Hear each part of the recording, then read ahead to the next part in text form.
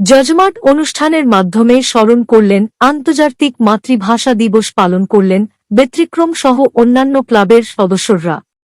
বাংলাদেশের high commissioner Ruhul Amin সস্ত্রীক এই অনুষ্ঠানে অংশগ্রহণ করেন।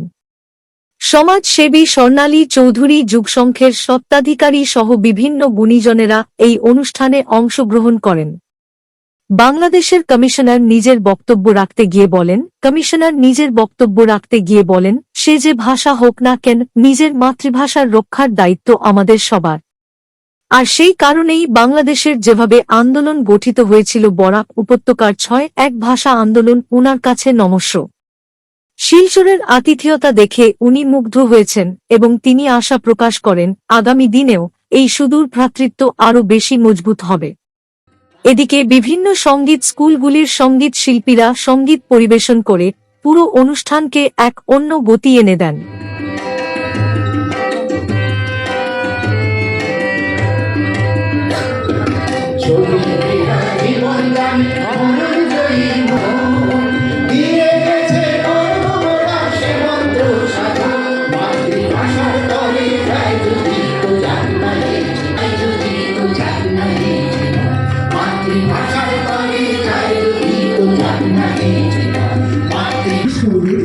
আমাদের দুটি গান রয়েছে।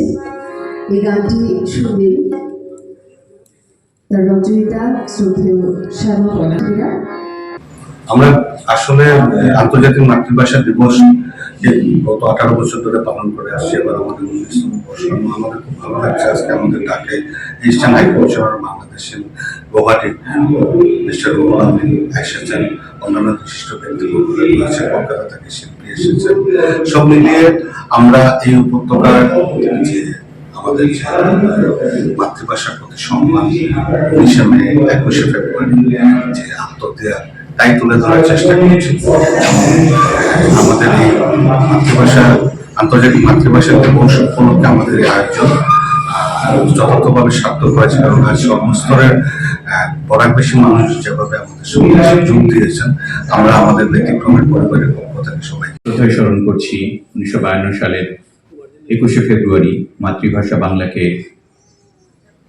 রাষ্ট্রভাষা করার জন্য যারা শহীদ হয়েছিলেন, রফিক, সালাম, বরকত, জব্বার সহ অন্যান্য সকলের প্রতি আরো শ্রদ্ধা জানাই। এই শিলচরের মাটিতে 1961 সালে 19শে মে যারা শহীদ হয়েছিলেন